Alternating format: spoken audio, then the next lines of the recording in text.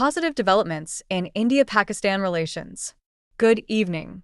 In a significant development today, U.S. Secretary of State Marco Rubio has urged both India and Pakistan to de-escalate tensions and engage in direct dialogue. This call for peace comes amid rising hostilities between the two nations.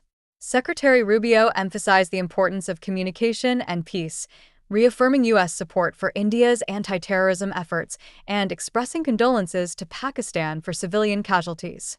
He also urged Islamabad to halt support for terrorist organizations. In a related development, Pakistan's ambassador to the U.S., Rizwan Saeed Sheikh, confirmed that India and Pakistan have engaged in communication at the level of their respective national security councils. Ambassador Sheikh emphasized that the responsibility to de-escalate rests with India, especially after recent deadly clashes resulting in nearly 50 casualties. While Pakistan remains open to dialogue, he warned that public pressure may limit its ability to exercise restraint.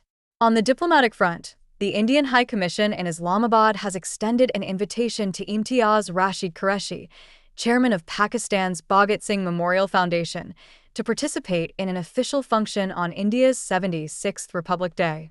Qureshi expressed hope that 2025 will be a year of friendship between India and Pakistan, focusing on eradicating poverty and unemployment, and promoting prosperity through strengthened people-to-people contacts and restored trade.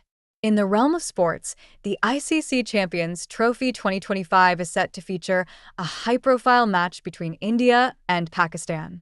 The match is scheduled to take place at a neutral venue, Dubai International Cricket Stadium, ensuring a fair and competitive environment for both teams. These developments indicate a concerted effort from both nations and the international community to foster peace and cooperation.